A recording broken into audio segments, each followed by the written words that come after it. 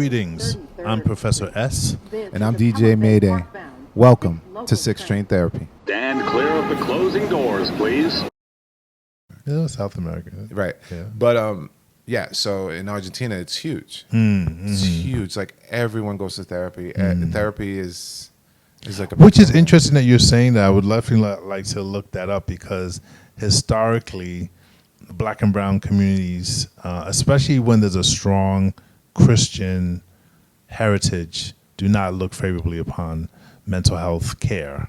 right. You know, it's still looked at as something, Well, and this is the thing about certain countries. Argentina, I don't know a lot about it, but I don't know if it falls fully under the black and brown kind of umbrella in that way. what I mean is that in most communities where religion is important, so that's not necessarily to do with black and brown, right? But because I'm brown, you're brown, or black and brown, that's also crazy to me. But We're all brown. Just different thank you, shades. we're brown. So the thing is that mental health conversations are usually looked at as like I'm not crazy. Right. Even I do that. Look, to be honest with you, if I didn't meet you on the fucking train and we didn't have these Why you gotta be conversations, on the fucking train? Why can't he be on the train, Carlito? because I'm from the Bronx. All right, Broken now. train, you know what I'm Bronx, saying? Year number 6. If I didn't meet you on the train and kind of have my head wrapped around it, Right, like I don't know if I would fully be down with the shit either. right. I mean, me and my wife have had counseling. You know, it was short lived. I don't think this is the. And correct me if I'm wrong.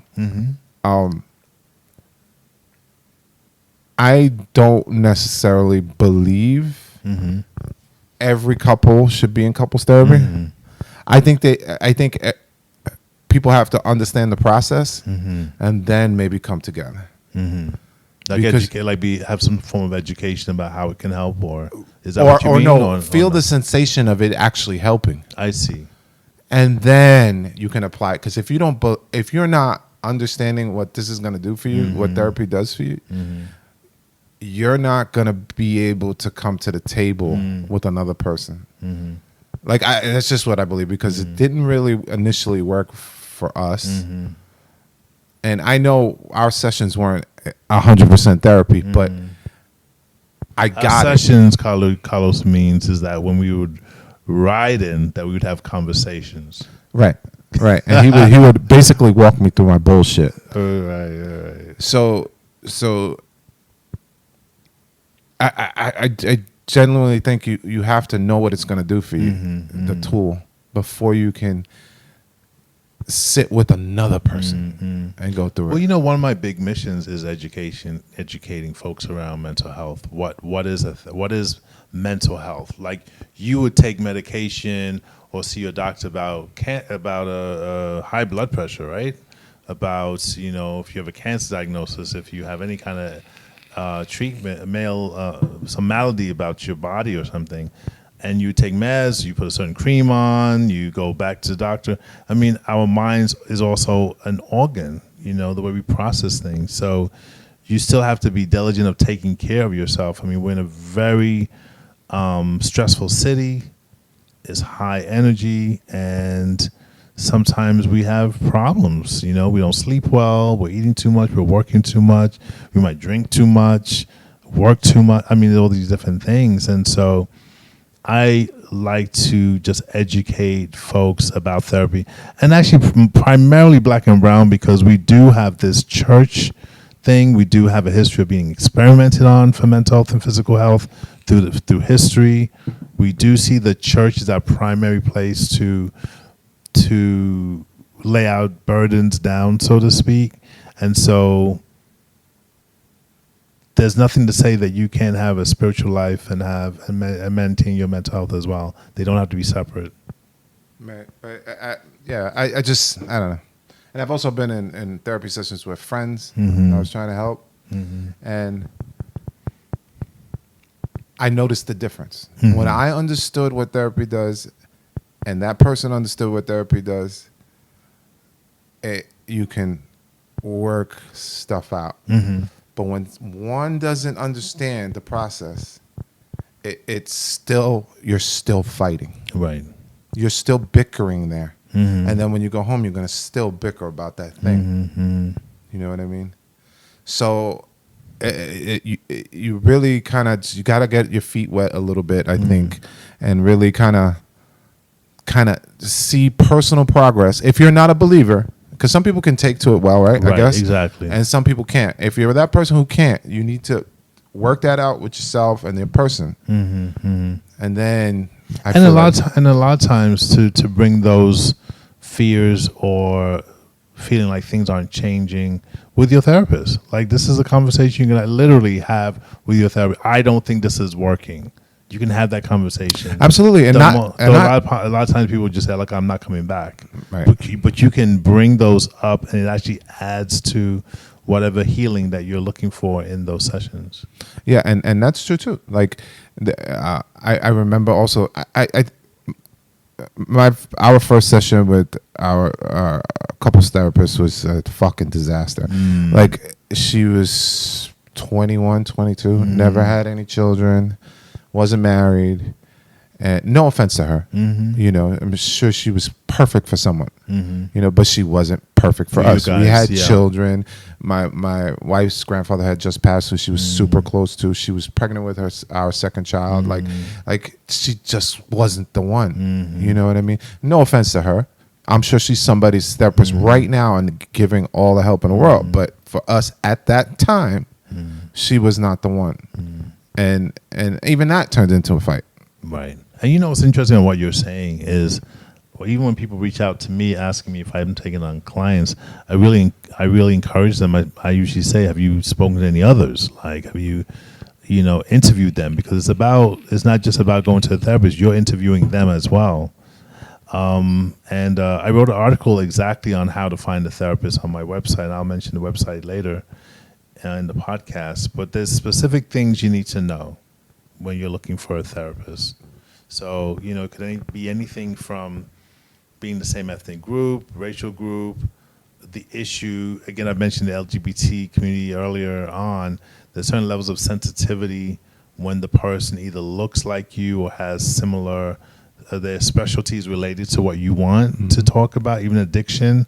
You may want to look for a specific therapist that deals with addiction. Right.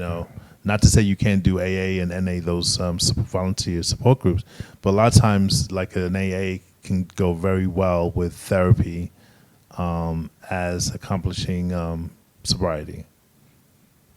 You know what I mean? Right, So right. it's something that we don't think of as, especially as Black and brown people, even when we're ready to do therapy, we don't really know how to find a therapist. We'll probably go through our insurance or something and they give you one, but shop around. Yeah, definitely. I mean, like I said, like when I met you and when we had started having those sessions, since you were custom made, there was things that need not be said that Right. you understood. Like, and there's no substituting that. There's no like, all right, let me explain this to you so you can fully understand. Like, it's you really have to find the right person for you. Right. You know what I mean? And like I said, both Bronxites, both brown people, both had children, both were married. But, like, there was just too many common things. There was so much that I didn't have to say Right. for you to fully understand Right.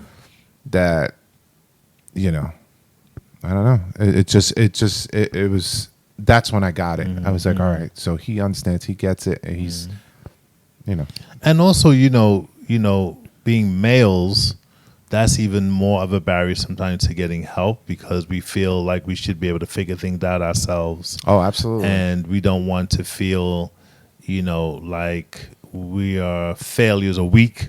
That's a really good one in terms of weakness, doing mental health exploration therapy.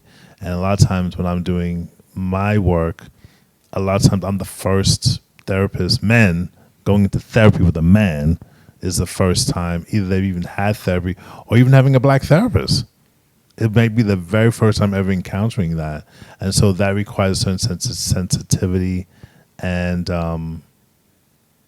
empathy, Absolutely. It's a big step to get. I mean, I have so therapy. many stories from our conversations that I could say how you set me right, but I think I'm gonna save them. Okay, for the next Yeah, broadcast. just definitely got to save them because it's just.